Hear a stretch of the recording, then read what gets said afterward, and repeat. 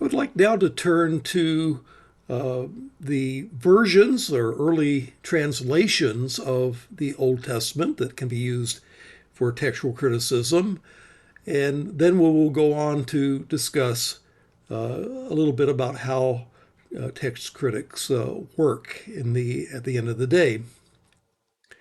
The most important ancient version of the Old Testament is the Septuagint, abbreviated LXX. It's important in other reasons. It's still the primary Old Testament text of the Greek Orthodox Church. But it is an early Greek translation of the Old Testament. Well, why is the Septuagint important? Well, it is important for textual criticism. We have, for example, in Genesis chapter 4 and verse 8 in the NIV, where it corrects the Masoretic text. The Masoretic text says something along the lines of that Cain and Abel went out into the field, and then it just stops. But then in the Septuagint, supported by the Samaritan Pentateuch, the Vulgate, and the Syriac, it gives the line that Cain said to his brother Abel, "Let us go out into the field." And thus, it's a longer version of the story. And because it's supported not only by the Septuagint, but also by the Samaritan and the Vulgate and the Syriac, the translators of the NIV believed that they needed to correct the Masoretic tradition at that point and add that line, "Let us go out into the field." Here you can see an ancient fragment of the Septuagint. This one happens to date to the 4th century. Just a little fragment of Psalm 89, verses 4 through 7. So what do we know about the Septuagint? Well, according to a folklore in a letter to Aristenaetus, the story goes is that they called together in the years about 200 BC, sometime before 200 BC, they called together 72 scribes to translate the Pentateuch, 6 from each of the 12 tribes of Israel. And lo and behold, they translated each one. And by the way, that 72 is where we get the abbreviation LXX. LXX is the Latin for 70, and technically it should be LXXII, but they just abbreviated that to the 70, short for the 72, or rounding off to 72 to 70. But anyway, according to the story, they all did a translation of the Pentateuch, and lo and behold, it was a miracle because all the 72 scribes over the course of 72 days came up with exactly the same rendering of the Pentateuch, proof of the work's divine inspiration. And having been a translator for one of the translations, I helped translate Holman Christian Standard Bible, it would indeed be a miracle if even 2 translators translated a chapter of a text and came up with exactly the same rendering.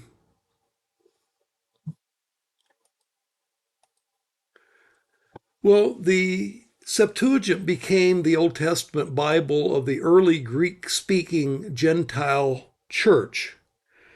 Again, still the Greek Bible of the Eastern Greek Orthodox Church. St. Augustine considered the Septuagint more important than the Hebrew text. In fact, he was just a little bit upset when The Roman Catholic scholar Jerome chose to translate the Old Testament from the Latin Vulgate, to translate the Bible into Latin from the Hebrew text rather than from the Greek text. So it was important historically in the church. The value of the Septuagint, well, is certainly useful for textual criticism. The Septuagint differs more from the Masoretic text than the Samaritan differs from the Masoretic text. In some places, that's pretty radically. The Septuagint text of Jeremiah is about 1/8 shorter than the Masoretic text. And some debate on that. Is the Greek version a Reader's Digest abbreviated version, or is the Masoretic text an expanded version, or were there once two editions of the Hebrew text of Jeremiah, a shorter and a longer version? We don't know for sure, but it's interesting that the Greek here is very different than the Hebrew. Though generally it's the same, it's just words are left out here and there to make it shorter. It's also important because it's the source of most of the New Testament quotations of the Old Testament. And so, for example, in Hebrews chapter 8 and verse 9, it quotes from Jeremiah. And you can compare the two, and you can see that there was a slightly different text in the case there.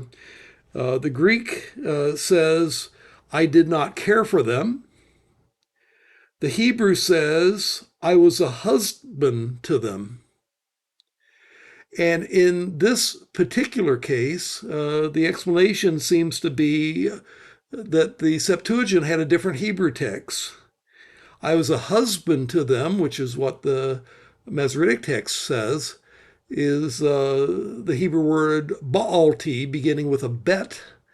But I did not care for them probably reflects a one-letter change from baalti to gaalti with a gimel. I loathed them. I did not care for them. And perhaps a copyist of the text underlining the Septuagint Hebrew text, or the Masoretic text had maybe a hole or a blur on that first letter, and when they copied it, they guessed wrong what letter they were looking at, and thus one or the other tradition varied with a scribal mistake along the way. And so the one letter makes the difference between the Hebrew text and the Greek text. And the writer of Hebrews happens to quote the Greek text.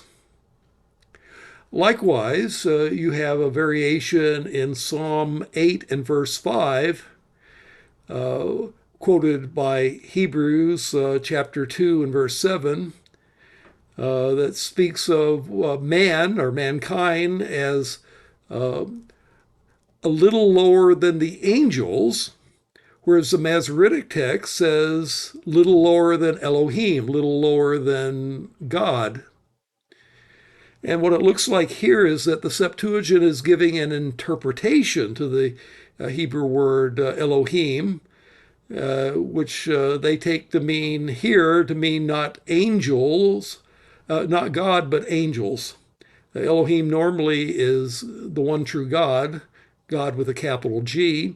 It could also refer to gods with a little g, but there are a few places where at least you can argue that it might be a reference to angels. And that's how the Septuagint interprets it. In this case, there is not a different Hebrew text. There's simply a different interpretation of the text that is there. Now, this produces a little bit of a problem because how could the writer of Hebrews use the Septuagint even in a case where perhaps it may be wrong or the like? And what I would argue is that the New Testament writers often quoted the Septuagint the way that preachers quote any translation of the Bible today. They can quote a commonly used translation without needing to fix any errors in it. To accurately quote a version is not an error. And so, as long as what the Septuagint said is true, one can use its imprecise renderings without contradicting inerrancy. And certainly the statement in the Septuagint in 2:7 that God did make humans little lower than the angels, as the Septuagint quoted in Hebrews 2:7 says, even though Psalm 8:5 would be better rendered, perhaps a little lower than God. Now, there are some limitations on the use of the Septuagint for textual criticism. One, you have to reconstruct the Hebrew from the Greek. And like in the example that we gave before, a little lower than the angels, you might argue, oh, the text must have had the word angels in it to explain that translation. But as it turns out, it was a variant interpretation of the word for God. And so if you try to throw in the Hebrew word malachim into there to make it angels, you would be making a mistake because it's actually an interpretation rather than a different text. This is an example of where it is paraphrasing a text rather than having a different text. And the Septuagint has its own complicated textual history. LXX is not a single text as it's been handed down. There's variant versions of Septuagint texts that are out there, and one has to do textual criticism of the Septuagint in conjunction with using the Septuagint as a means of doing textual criticism of the Masoretic texts. And there are, in fact, major variations within Masoretic manuscripts.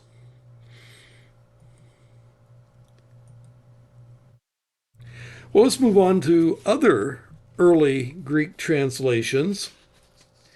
Another early Greek translation is Aquila.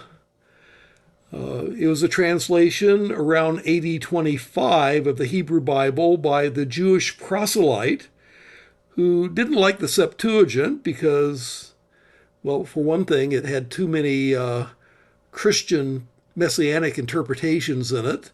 And so, since he didn't like the Septuagint, he did his own translation. It turns out his translation is very word for word literal, so it's not a very fluent translation. It survives in fragments through quotation. It survives in the fragments of the Hexapla that we have, a parallel version produced by Jerome, who put Aquila in column 3 of his parallel Bible.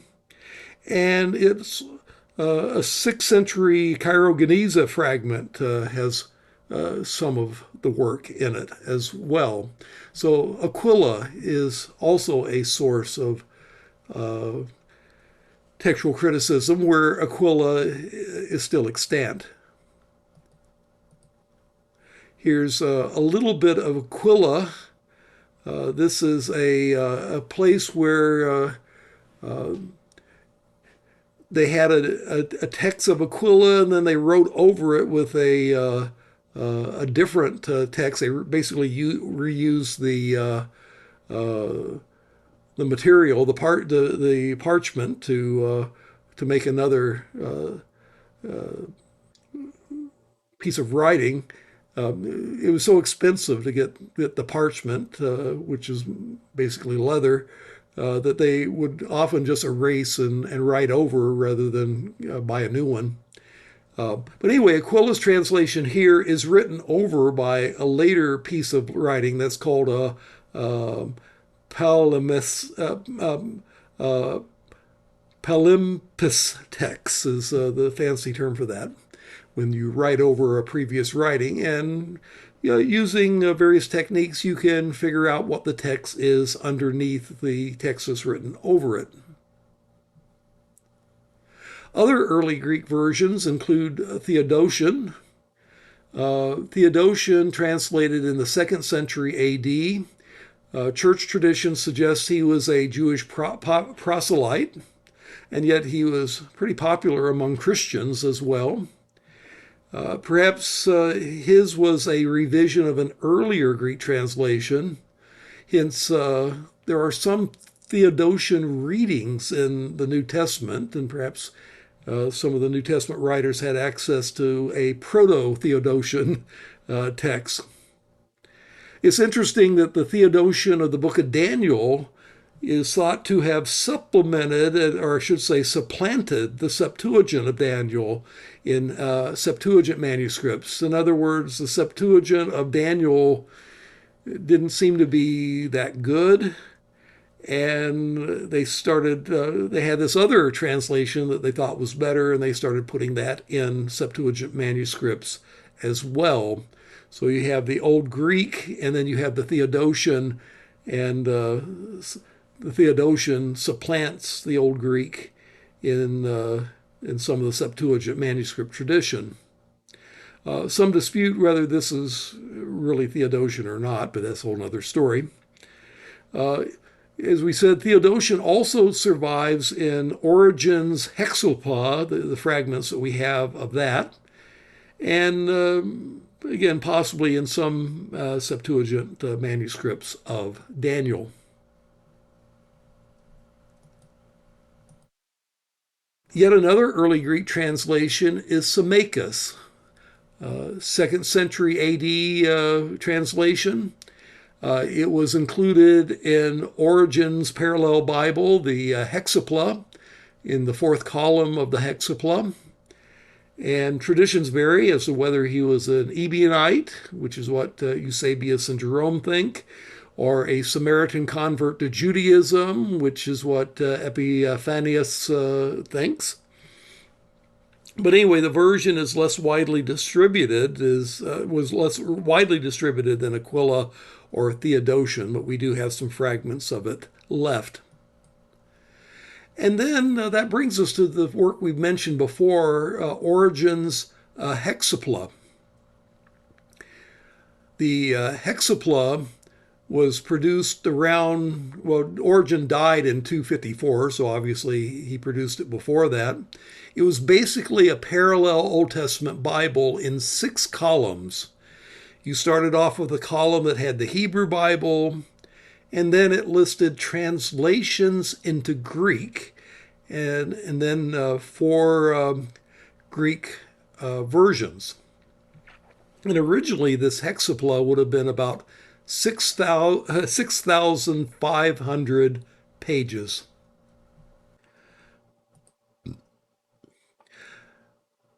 Now, the Hexapla is only partially preserved, unfortunately. It would have been of great value if this massive work had survived, but it did not. We have part of the Pentateuch and historical books and manuscripts G and M, as they're called, Codex Saravianus and Codex Coeslinianus. And we also have the prophets in what are called the Kiji manuscript. We have Milan fragments that preserve 150 verses of the Psalms. And we have works in Syriac and Armenian that quote and or translate portions of the Hexapla as well. And that's our source of the Hexapla. And it would have looked something like this. So in the first column, you have the Hebrew text. And then in the second column, you have a transliteration of the Hebrew text into Greek script. He doesn't do it with the divine name because you're not supposed to change the divine name. But with the other ones, he translates things into Greek. And then in column 3, you have Aquila. Column 4, you have Symmachus. Column 5, you have the Old Greek or the Septuagint. And then in column 6, you have Theodotion. And you can tell that they don't always translate exactly the same way into Greek.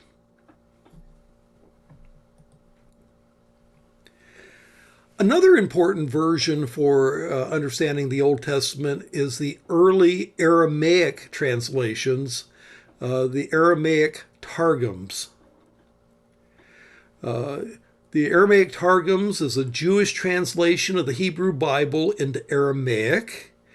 It began in the years BC with revisions into the early Christian era.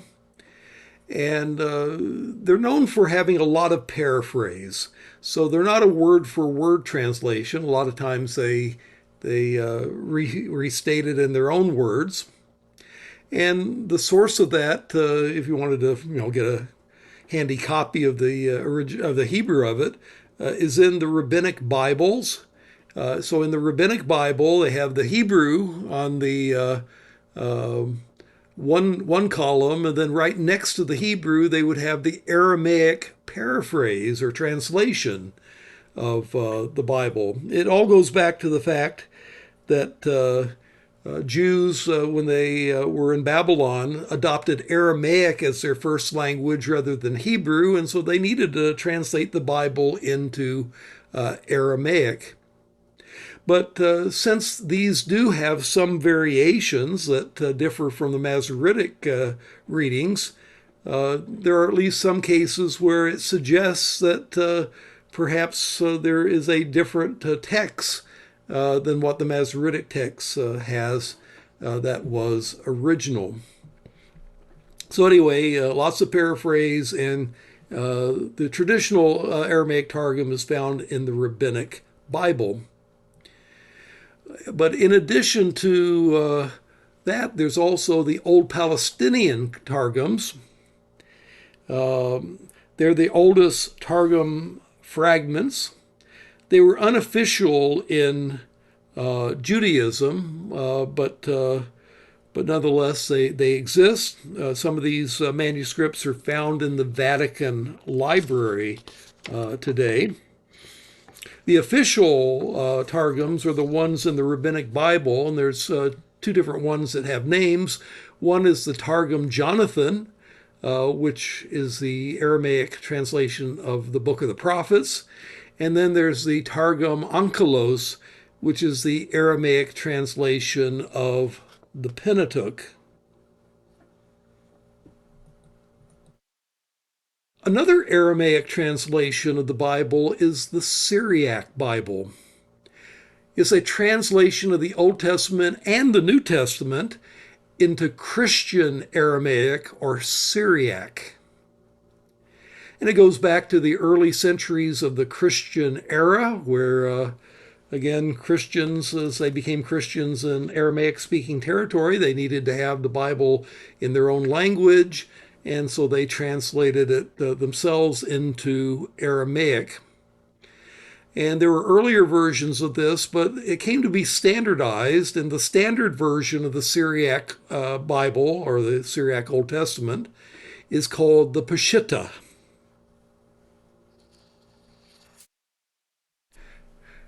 Yet another important translation of the Old Testament is the Latin Vulgate. The Vulgate was a translation of the Hebrew Bible into Latin by the Roman Catholic scholar Jerome, who completed his work around AD 400. And this is a very influential version of the Old Testament. You talk about text and you talk about versions. Versions are translations. And this is a very important version because it became the official Bible of the Roman Catholic Church. And because of the influence of Catholicism on Western Europe, it influenced our English translations of the Bible. For example, the order of the books in the Bible kind of follow the Latin Vulgate, as well as some of the Translations from Greek into Latin affected the spelling of, say, proper names in English translations of the Bible as well.